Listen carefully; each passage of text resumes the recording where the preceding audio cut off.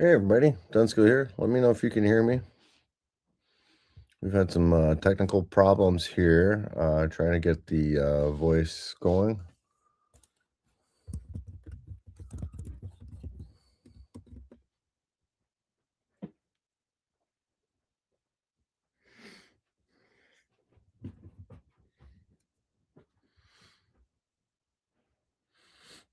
So welcome to our, thank you for signing up here. I see John Bonds here.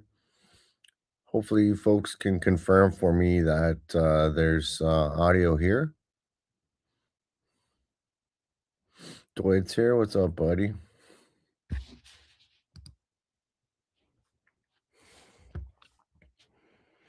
How's everybody doing tonight?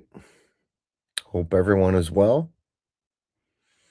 We're here to celebrate 300 subscribers. Thanks, brother Dwight. Yeah, we're just working off my MacBook's audio. I had everything set up for a wonderful live stream tonight. With my audio, I was gonna play some guitar and um, take requests. No, I'm just kidding. I don't take requests. I don't know I know jack crap about songs. So Dwight's saying congratulations on 300 subscribers. Yeah, it's only taken me like, 5 bloody years, but it's all good. It's all good. Rome wasn't built in a day. And frankly, I might get a little salty about it, but yeah, I'm not really in it for the views or the subscribers. I kind of just make videos that I would like to see. So it's one of those things where I run audio experiments for myself in my studio, and, I would, pretty much just wanna see what the results are, like, captured on audio and hopefully on video as well, right? So, now that I can see myself with this new, MacBook, which still isn't quite working with my other stuff here and my new Scarlett interface. I can see that this video style and this angle and the lighting kind of reminds me a little bit of Pete Thorne's videos. So I'll pat myself on the back there for that one. But yeah, folks, it feels great to be at 300 subs. I was hanging out with some friends and talking about what YouTube success means, and to me, it means something different. Well, it just means like in terms of hitting 300 subs. It's a little milestone, but it means that my channel has progressed beyond friends and family. So there's more than just like my small circle of friends and family. Like, hey, check out my YouTube channel. Let's have a look at it. And then they get quickly bored by the guitar nerdery that I present, and no one listens to the original music and that I put out there, and that's really not why I have a YouTube channel. My YouTube channel is, like I said, serves me for, I do it for fun. So my good buddy Brian's here, and he says, "Hey, dude, Brian, I hope you're doing well, brother." Brian's down in the States. Brian, please tell me or drop us a comment about what your latest acquisition is. I know I think I forget what the last thing I saw you acquire was. Was it a Friedman or something?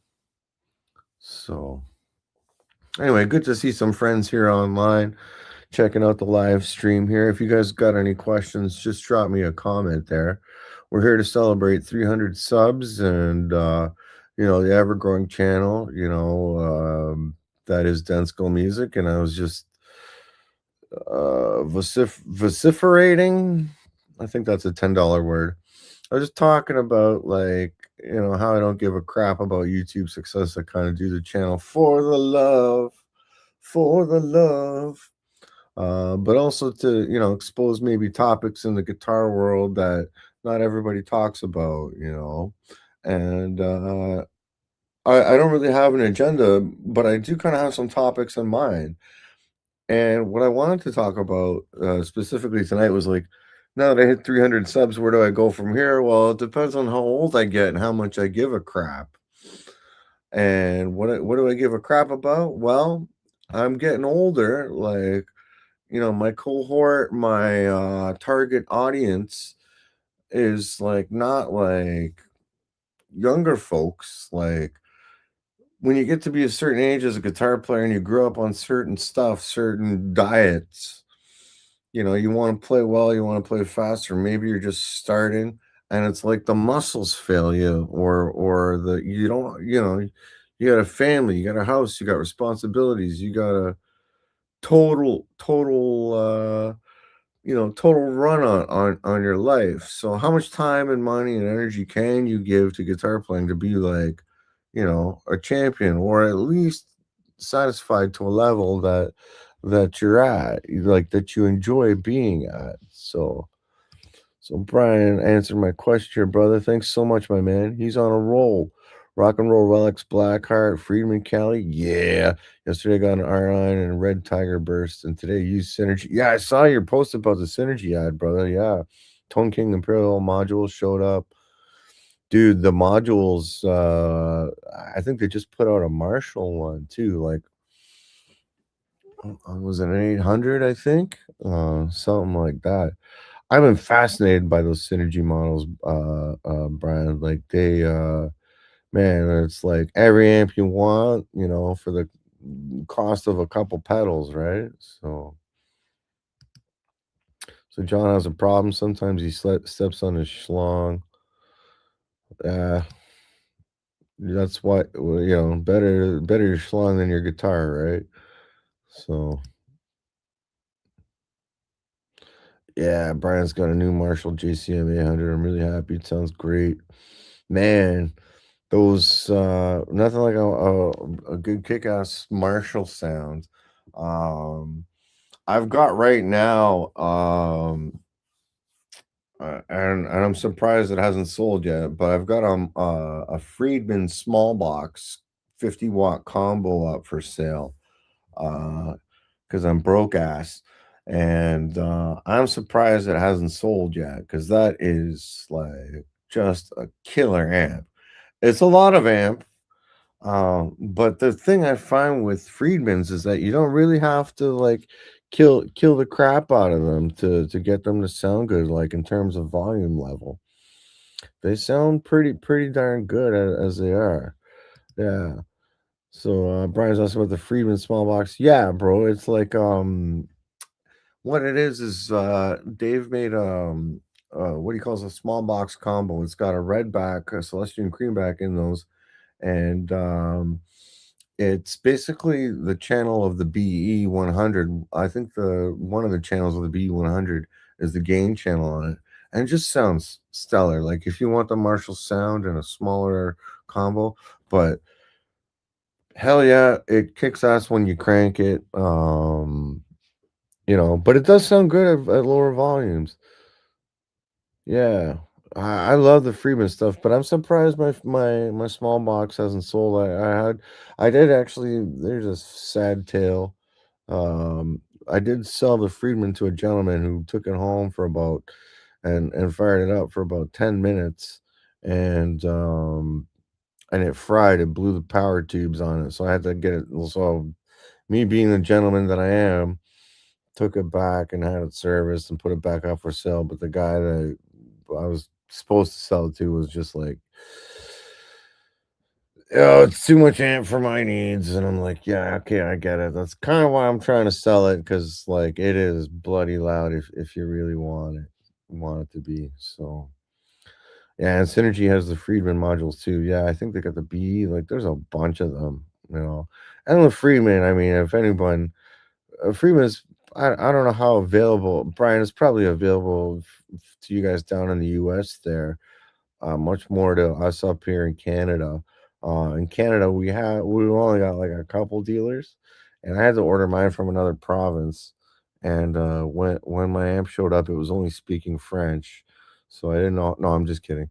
Uh, but yeah, what my amp tech told me about the Friedman was that it's easy to work on and it's well designed. And he's worked on a lot of Marshalls and all that. And I'm really intrigued with, it's almost like the Marshall. Well, it's the amps that Friedman is making are better Marshalls than what Marshall makes, if that makes sense. And that might be a hot take, but look at what the Jose mods and and then Marshall after the fact marketed their own, modded Marshall series. Meanwhile, Friedman was rolling that stuff out for a while, right? So so let me just catch up in the chat here. So John's asking, how's the Cabernita? It was a great review. I strictly watch guitar reviews and comparison videos. Cabernita is doing great. I just dropped her off today to get a quick setup. And well, quick setup, however long it takes. Put some 10 gauge strings on it. Check a very small issue with the high E string kind of being a little bit sitar like. So I don't know if that's at the nut or if one of the frets is messed up. But it's all under warranty. I dropped it off today. It'll all be taken care of free of charge thanks to our techs. So Brian's mentioning that it's easy to get Friedman in the US there. Sweetwater has all of it. Oh, I would be poor. Well, I'm already poor. But yeah, Brian agrees that the Friedman makes a better sounding Marshall. Dwight's got uses a Friedman BEOD distortion pedal in front of all my amplifiers. Yeah, man. Even their pedals are kick ass. I've had the Dirty Shirley. I've had the BEOD. Like the Dwight. Which one do you got, man? Is it the one with the two, like the black one with the gold writing?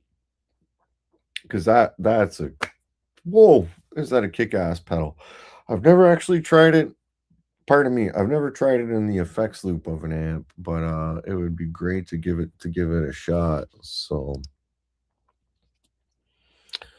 Brian's mentioned that he saw used Jose head for $3,000.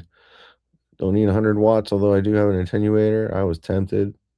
Yeah, 100 watts, man. Like, people think like I mean, even 30 watts is loud, 50 watts is loud. I have my camera's not going to show you guys, but I've got a Marshall JTM 45 blues breaker with two 12-inch speakers in it. I think it's rated at 18 watts, possibly. But if I wanted to, I could get into some demolition work with small buildings. I just would have to take a sledgehammer to the columns and then play some AC/DC riffs with that bloody amp there and sonic waves. Like my Marshall JTM, wattage is one of those things. I don't know if a lot of guitar players are familiar with like the difference between wattage and decibel level, but and projection. Like that's why amps are so beautiful because you can get like a really high powered, you know, big spread amp, or you can get like, smaller low wattage amp that doesn't put out that still is loud, but maybe breaks up a little earlier. So that's all part of the beautiful physics of amps and why I consider them, instruments in and of themselves. So Brian's hoping for a 50 watt. Yeah, man. 50 watts, just the right amount of headroom. Probably like a couple dB less, maybe a little more tameable. Dwight's got that black BEOD pedal. Man, what a sick pedal. What a sick pedal. And Brian's saying here, even a better at 20 watt and JL's 20 and as loud as yep. Yeah, man. Jake E. Lee Friedman. Brian, you got the red one, right? The one and that's got the red Tolex, I think, around it, if I'm not mistaken. You know, uh, yeah, Friedman just makes incredible crap. I was at a former music store here in Ontario, Canada, up in North York area, and they um, they had a Friedman combo. I can't remember what it was though. It was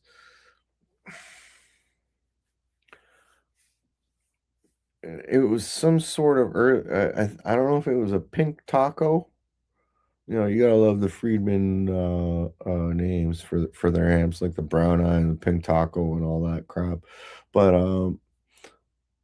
actually, what makes hot take here, folks, to my 300 subscribers, if people get offended that easily by an amp name, I've seen people like poo poo, like all the names of Dave Friedman's amp names, and they're kind of like, ha ha, a little like tongue in cheek and a little bit childish. I really want to like tell people that they should just relax. Like, it's just a joke.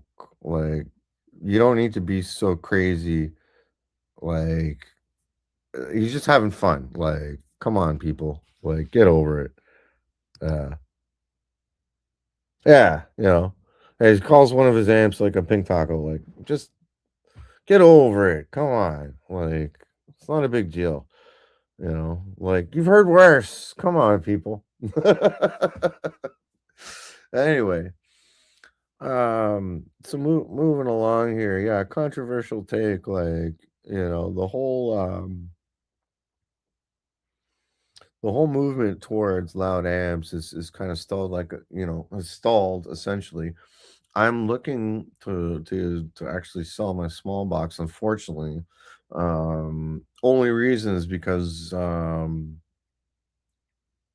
gotta fix fix a large part of my front house. But it's a crazy Marshall, but it's also 50 watts, and I just don't have the use case for it. I don't have the application for it. Um, it like, I love how it sounds, but man, like, my neighbors would hang me by the throat, and so would my roommate, right? Like, it's just too much. So Dwight's saying, he's like, yeah, I got a Randy Rhodes 100-watt tube amp running into a 4x12 Dave Mustang cab. So loud, had to face against the wall and put pillows in front of speakers. Um, so the question for you, Dwight, would be, what do you sleep on if you don't have pillows for your bed? Um, I'm just kidding, bro. Yeah, yeah. I remember when I was getting started in music, and we my high school band would record in a house, and we would have to put our cabinets and all our speakers down towards the floor, and because they were so bloody loud, we were drowning out the drum. And like drums, y'all know drums are loud, right? Well, we would be drowning out the drummer, um, and it was just a super fun volume battle back in the day, and very very valuable learning experience about what not to do. Like, you know when you're when you're young and your ears are still fresh and can be super hurt by loud frequencies. So uh I remember quick funny story, playing with that band, and we were doing our hardcore late 90s, or sorry, late 80s, early 90s version of bands like Tool and Helmet, and hardcore, what we thought was hardcore stuff. We were young and dumb and full of cum, and we had We had a couple amps with us. The big one that I bought, I remember at the time was a PV Bandit 112 with a spider speaker in it, which I thought was incredible. But solid state amp. But it went up, to like volume wise, it went pretty loud. Now, here's the thing. My other guitar player was a little more steeped in guitar and had a father who played guitar and keyboards and stuff. And he he had like a big Fender something. I can't remember what it was. I don't know if it was a Showman or a Bassman, but it stood almost. It was I can't remember if it was like there was like a 15-inch speaker on the bottom, then like a 410 on top, and then like the head on top. And it had I don't know if it was a Showman or a Bassman. It definitely had tubes in it. So what happened? Here's the funny part of the story.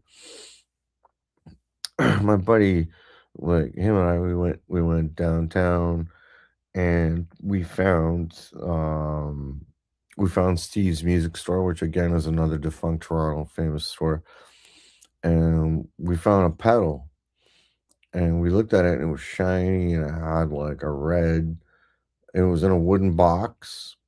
You might be able to guess what this is. Came in a wooden box. Had we opened up the box like it had like one of those slide covers.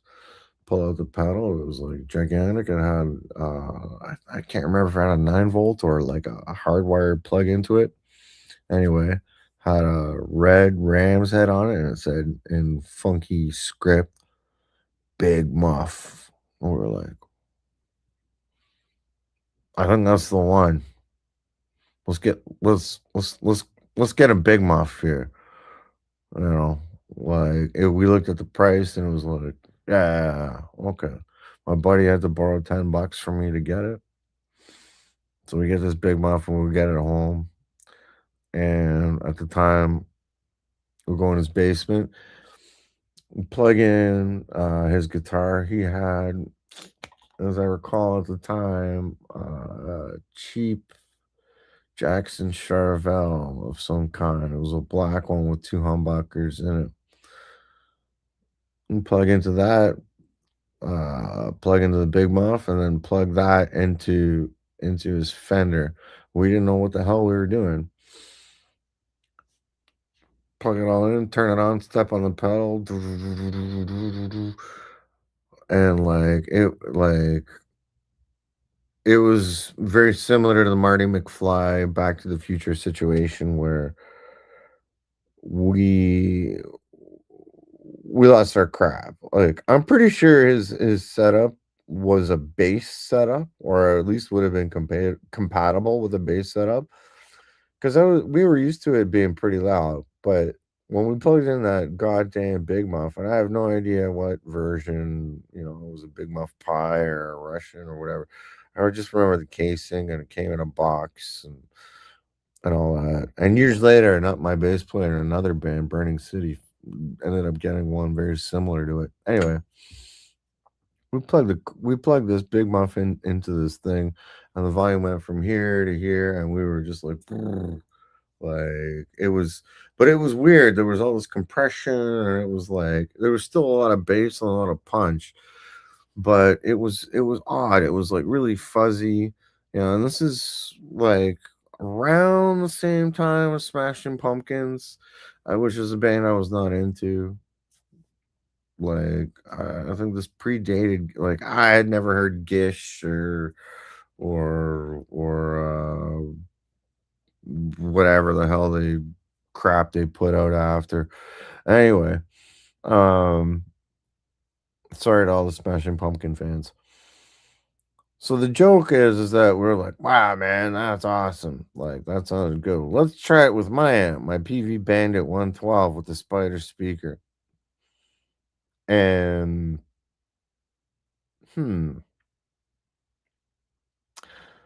I'm gonna pause right here. I'm gonna check out a couple comments, but I wonder what you guys would say. What would a big muff sound like into a PV Bandit 112? Dwight's neighbor is a bass guitar player, usually louder than me. Yeah, those bass frequencies travel like a son of a bitch. Dwight's saying that he started playing bass guitar too. You know what's even more annoying is playing trumpet or violin. Yep. So so yeah, a few years ago. So yeah. So hot question, hot topic would be, what do you think a fuzz pedal sound plugged into a PV Bandit would sound like? I can tell you what it sounds like, but I'd like to hear your comments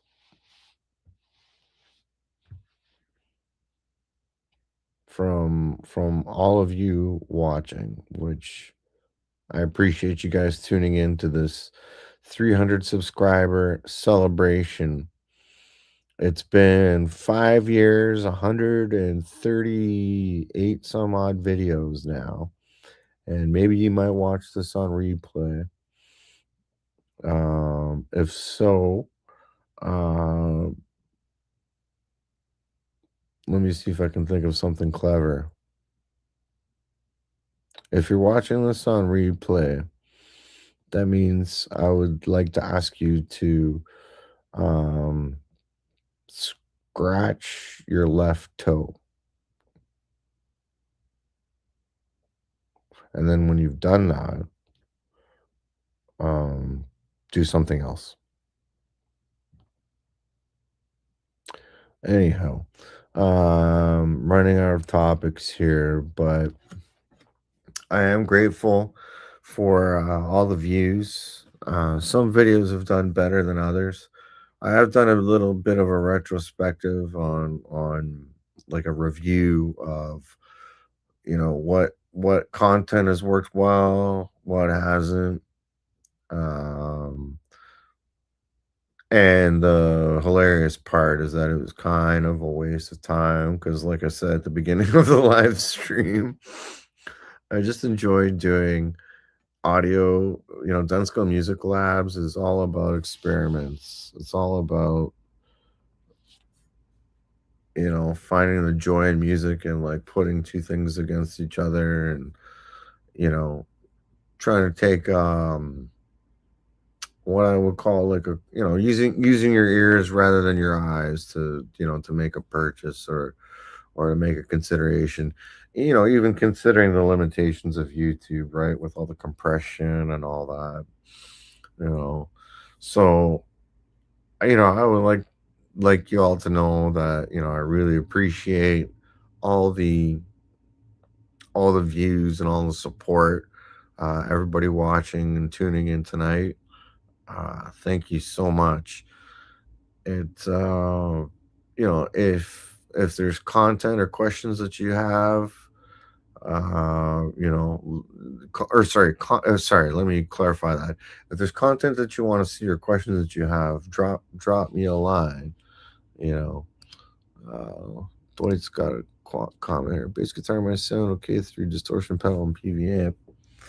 Oh yeah, dude, you're totally right, brother. I've got a little bass board, board made for bass guitar that's got a distortion pedal, and I use that quite a lot on the tracks that I produce for Guitar Hack.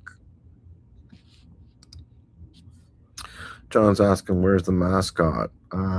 He is currently passed out, just at the foot of the couch over there, referring to the mascot, the Lionel dog, as he's known. Sometimes I wonder if I am the master or if he's the master, because I do pick up his poop. So Earthquake or Blooms is my bass OD pedal. Nice, Brian. Yeah, man. I heard good things about those blooms. It's like attuned plumes for the bass. Yeah, man. Very cool pedal. Uh, Dwight's been playing his bass through my pedal board with his pedal board with a compressor pedal and a reverb pedal. Yeah, man. I find bass goes really well with the compressor. Like I almost need it. Last year I went down a bit of a deep rabbit hole with like some slap bass and some Wolfpack. Don't know if you guys have heard of them. They got a bass player named Joe Dart. I don't know if he uses Joe Dart, not Joe Dirt. Let's get that right. Uh, but he plays a mean bass with his fingers, like plays like Ernie Ball Stingrays. And I don't know if he uses a compressor pedal, like as part of his thing. But if he doesn't, when I try and cop his licks, I use a compressor pedal, and it just helps me get like real close, real close. Yeah, the blooms is the plumes for bass, Brian. Yeah, for sure, brother. That and an optical compressor. Brian, man, like what do you think? Have you tried different compressors, brother? Like what's the difference between like an 11 I have my opinion. What have you tried like an 1176 any other compressors that you can think of, Dynacomps or anything like that? I've got the MXR bass comp for my bass rig. So, yeah, Ampeg Opto. Ampeg makes such great bass stuff, right? Like, SVTs and the pedals and all that. So, didn't like the Keeley, eh? Yeah. You mean the I think Brian, I think I know what you're talking about, brother. The black one, the Keeley compressor with you got a little toggle on it that goes up for guitar, down for bass. Maybe that's the one you're talking about, man. I'm not sure, but yeah. Oh, so one thing I forgot. I did have a bit of a topic here. Dwight's dropping his compressor choice in there. Oh yeah, Brian, what you're talking about? OG Keeley compressor. Yeah, man. Yeah, one thing I want to talk about was so I've had my channel roughly 5 years, 300 subs. Made a couple videos about gas and gear acquisition syndrome, and like kind of what's the deal with that? Like where am I at right now? Well, still got it, still got it bad. Um, is it manageable? Yeah, I'm broke ass right now, and but I still look and flip gear every once in a while. I have my stable of guitars, probably 95%. Like I still lust after Ernie balls. Like god damn it, like I almost got one recently, and that deal went through. But and I'm selling and selling a lot of gear, trying to downsize, but also always trying to penetrate to uh kind of just the good ones. I sold a bunch of amps, so I have downsized my amp collection. I've greatly downsized my pedal collection and pedal board collection, I should say, and just trying to keep what I really use and do more with less, which is been a lesson, and it's like like, do I really need like a stereo wet dry or wet dry wet rig? Messed around with it for a while, and it was cool. Don't get me wrong, I recorded with it, but when you kind of listen to the final product and all the effort and everything that goes into it, compared to other works of art that are out there, other Sonic albums, for your how can I explain this? It's like for a normal Joe, a normal person to have like a wet, dry, wet rig, it is like that's 3 amps. That's like a complex signal chain. Do you want to be Eddie Van Halen in your basement? Like, don't get me wrong. Like, it sounds like heaven. Like, I went mental when I heard it. But from a recording, like that's a very limited use case. You're playing for yourself. Like from a recording perspective, it's tricky. It's tricky. From a live performance perspective, good luck with that. And you know, from like is that the way Eddie did it? Eddie Van Halen did it. Is that the way other guys have done it? You know, it's studio stuff, right? You go to a live concert, you're probably not gonna hear wet, dry, wet, right? So it's an extravagance. So I downsized, I got rid of all that stuff. I spent a lot of time and effort doing the signal chain up, but in the end I just wanted the money back in my pocket. So Brian's saying he's got 3 custom shop Les Pauls right now. It's stupid, but I love them. An ROV1 neck. Yeah, so that's an 1960 white custom with nickel hardware. Oh yeah, dude, and your R9 that you just got. Yeah, dude, I saw that. Man, that is sick. That is sick. So you still got the gas, brother. Brian, what would you say, man? Are you giving equal time to your children? What do you think, man? What do you think? I've got my buddy John here watching as well, live in the chat. John's got a few axes as well. John, feel free to pipe in, brother. Anybody here that's watching the stream. Which again, I thank you folks for joining this live stream extravaganza of 300 subs. We're just spitballing here. Current topic is gas gear acquisition syndrome.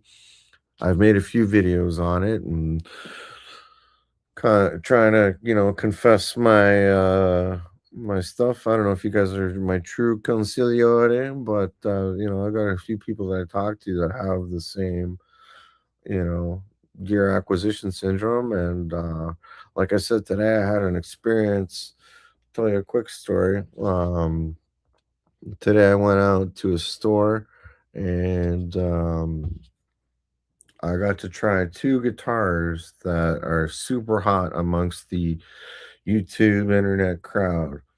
I got to try about 2 to 3 James Tyler guitars. Like the cheapest one I played was Canadian dollars, was 12,000, or sorry, just 11,500. So after taxes and everything, you're looking at over $12,000. That was the cheapest one. Cheapest one. Okay. I also tried 3 Novo guitars, and they're great. Cheapest one of those I think was about 9,500.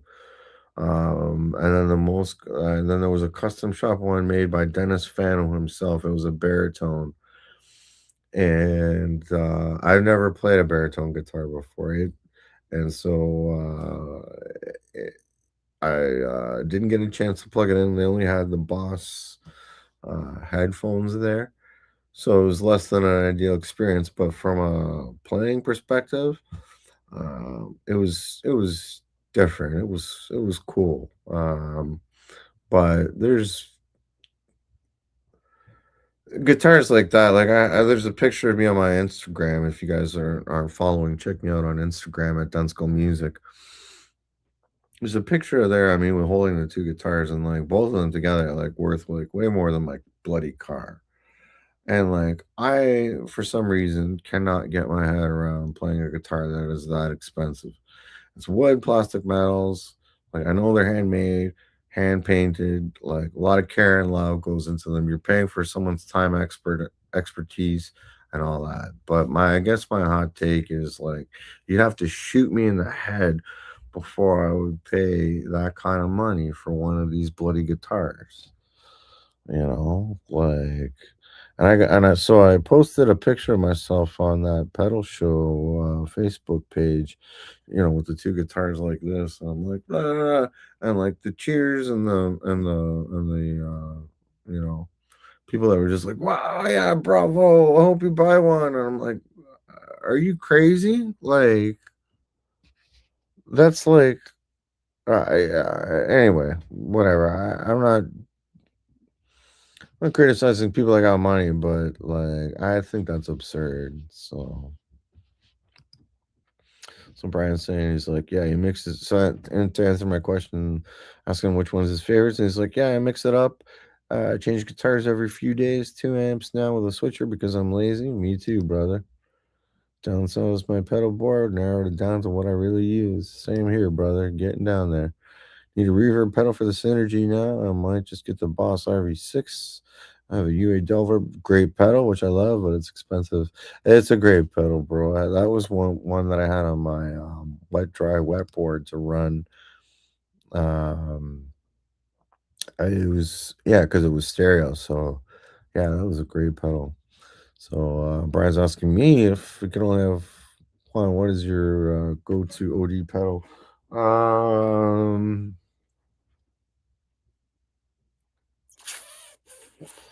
Dang it. Probably.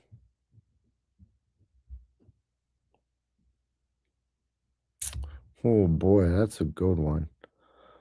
I'm really loving my. This is gonna sound so like cork sniffery, but I am really loving my Analog Man King of Tone.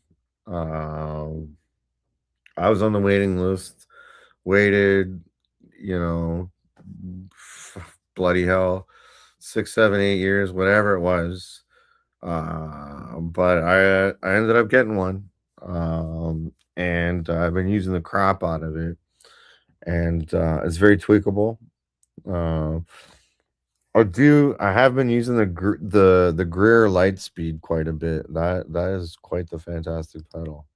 So Dwight also uses the Boss RV6 reverb pedal. Yeah, I can't go wrong with Boss. You know? Yeah, dude, I have 3 custom shop Les Pauls. It doesn't get any more cork sniffer. Yeah. Yeah, bro. I hear you, man. Like at one point I had like three PRS and I was just like people make fun of me all the time, like, oh this, you only like expensive guitars like if you look over my shoulder, like let me just get the amps in the way, but like, you know, there's a Sir, there's a Tom Anderson, there's a Fender Jag, there's a Friedman, yeah, yeah. We all like nice things, right? Nothing wrong with that as long as you got the money to spend on them and you can appreciate them for what you are. I try to manage my gas reasonably, you know.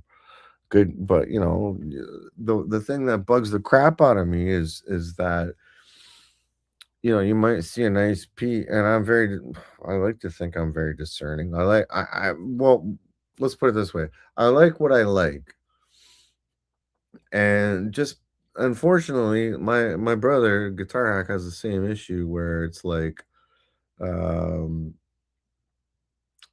you like something, and like, you might have 3 or 4 options, and sure enough, the one that you like always happens to be the most expensive thing, right? That happens to a lot of people, right?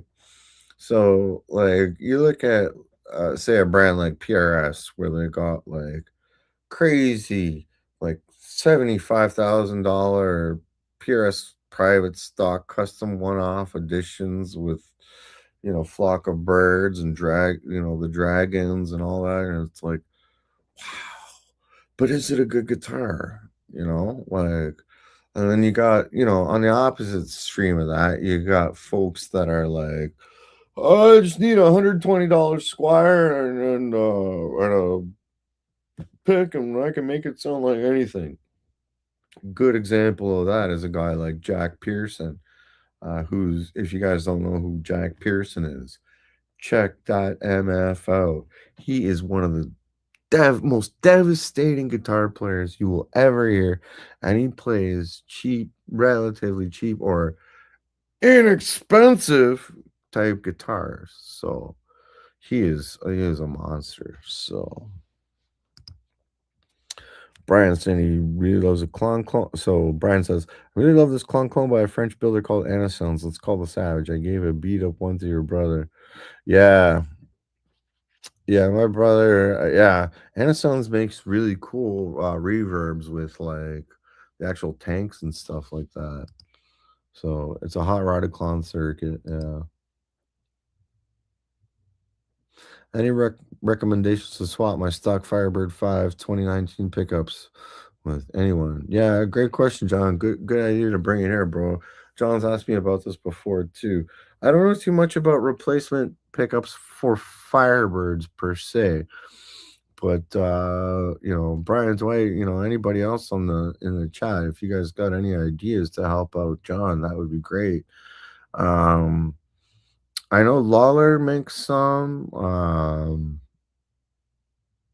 Firebird pickups are obviously of a unique design. They're unlike PAFs, so they tend to be on the rarer side of clones. But what I will say is that like there's got to be some options out there.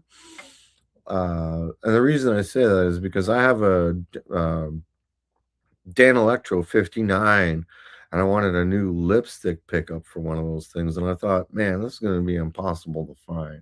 But sure enough, somebody out there, somewhere out there, is wasting all my time. No, I'm kidding. Somebody out there somewhere is, making, replacement Firebird pickups. I went for, in my case, it was a builder called Curtis Novak, who tends to favor the Firebird, or sorry, Fender. Curtis Novak tends to favor the Fender side of things. So I've got a replacement of his pickups a in my Jazz Master over there. So Dwight's saying he's put the custom Bucker Pro pickups by Gibson in my Randy Rhoads Silver Surfer Flying V guitar. Oh, dude, that must be a sick ass guitar. Silver Surfer Flying V. I gotta, Dwight, man, I gotta, dude.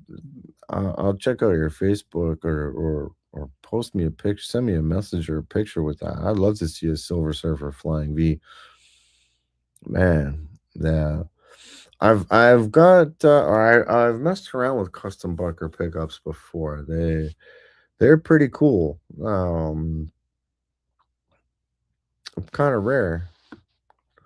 Oh yeah, Dwight has the shit. Yeah. Dwight for the win. Yeah. So anyway, my gas is doing all right. I want to be Brian. I think you got to rephrase that one, brother. I think I know what you meant, but like, let's just LOL that one, bro.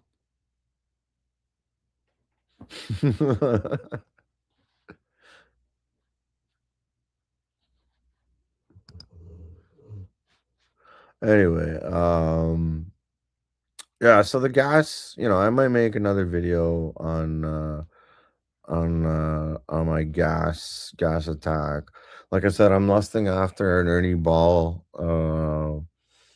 Again, I've got a couple guitars up for sale right now. Hope to clear the way and raise up some funds. Raise up some funds, raise up funds, phase up some runs, boy, phase up some runs to get another guitar. I'm thinking of going back to a Saber, gents. Um,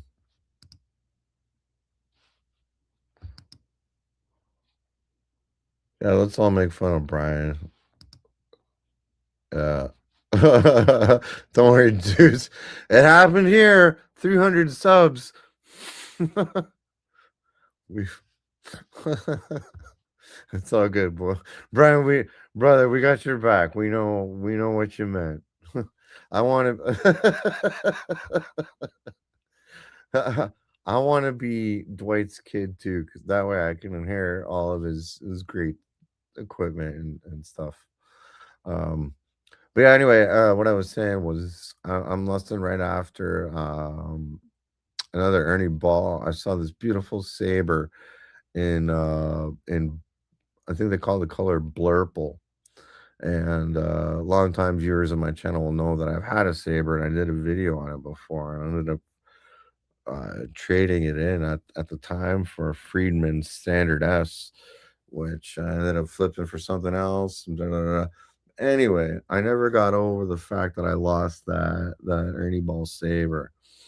Um, it's a bitchin' guitar, and the thing that's different about it compared to like my other guitars, which is why I buy guitars, is because I want something different. But it sounds to me like uh it's closest to like a Les Paul and like kind of a Telly, but like a Telly that is like half bred with a Strat. So yeah, it just had its own thing going on. Kume body, maple flame top on it. I did try. I was gassing since I was gassing for an Ernie Ball. I went out to that music store that I was telling you guys about to try one that they had, and it was a Jason Richardson signature model Cutlass. Now, if I have no idea who Jason Richardson is.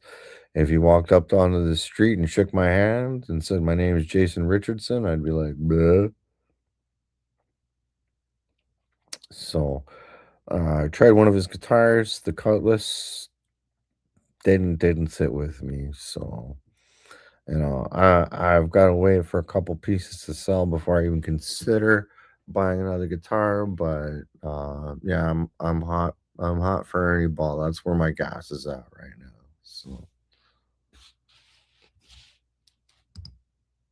So Dwight's saying used on different songs. One of you guys called the Cool Creek. Cool Creek. It's hopefully that will come right in time. We need Cool Creeks for summer. John's got a great question for our friends here in the chat. So when it comes to trades, it's never my favorite. How have you guys made out? Brian's too picky to do a lot of trading.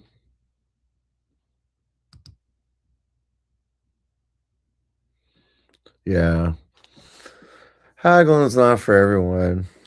You know, it's I hear you, Brian. I've done the same, and sometimes I try and undress the seller, to get a good deal because I'm a cheap bastard at the same time. You know, guitar is a passion. I don't, you're always gonna lose money, you know, and like sometimes I've been guilty of this. I don't know about you guys, but you buy a piece based on, like, oh, I want this. In my case, let's say, the Ernie Ball Saber in Blurple. It looks great, plays great, blah blah blah. But do you bond with it? Do you get on with it? Is she a keeper? You know? Yeah. And like considering the state of the guitar market, Brian and Dwight, I'd love to know from you guys, like, what's the guitar market like down there? Because in Canada, like, it stinks right now, brother. It stinks. Dwight saying he used to trade years ago, but I haven't traded lately. Been sticking to what I have now. Yeah, man. I hear you, brother. Yeah. Well, Brian, man, that sucks, but it's reassuring that at least it aligns, like our experiences align with what you guys are seeing down there too. Like I've had this amazing LSL, and I don't know, like, well, here's the thing. I've got a guitar. It's made by a company called LSL. It's a uh whatever DX4, or sorry, it's an XT4 DX. Like these guitars take, a year and a half to make, custom order, very boutique, cost me an arm and a leg. It's an amazing guitar, but I want to sell it to get the money back. And it's been up for sale for a while, and I've been trying to trade it.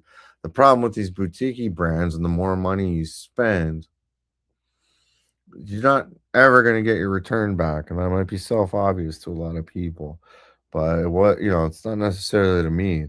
Whereas, like, it takes, like, I'll contrast that with the fact that, like, say, a guy like, say, Buddy Blues, who's a YouTuber, is promoting. Well, he's not promoting, but he features LSL guitars. LSL is a brand that's out there and kind of getting bigger and like blah blah blah. But they're in a pile of other guitar brands that are trying to make it big, and they're hard to get here in Canada. So what do you do when you want to sell one of these things? Well, it's like a boat anchor. At least here in Canada and how the market goes, unless it says Gibson or Fender, like you're not selling it like shortly. PRS is getting better. Ernie Ball's getting better, but like as soon as you go outside Gibson and Fender, like you're taking a hit. You're taking a hit. Brian saying COVID flooded the market with gear, and half the people that bought it went to dump it. Yeah, because they all wimped out. That's my take on it, bro. Yeah, you definitely get murdered. Like I remember years ago, I would, John, feel free to chime in, buddy, if we answered your, or if all the viewers here answered your question. But I think, yeah, we all get taken on a trade, or like you hardly ever win, and like screw going to music stores for getting any value back on anything, right? So, bro, some of the nags are so pretty, but man, those like there's a guy up here that's been trying to sell a nags for, I swear, maybe 9, 10 months. He keeps incrementing the price down a bit, but I think he's got a nags. I think the model is a nags 7. I keep seeing it every time I browse. And yeah, the poor chucklehead is, you know. We do it for the love, right? We do it for the love, not for the money, you know. Guitars are what they are, and we love them, and hopefully we play them. Hopefully we love the crap out of them. So anyway, folks, it's getting close up to the hour there, and I really got to go to the bathroom. So I want to thank all of you for joining in here tonight, and thanks for forgiving my technical difficulties here. So we'll talk to y'all soon. Have a great night. This has been denskil. Thanks for joining in tonight, folks. Take care. Bye bye now.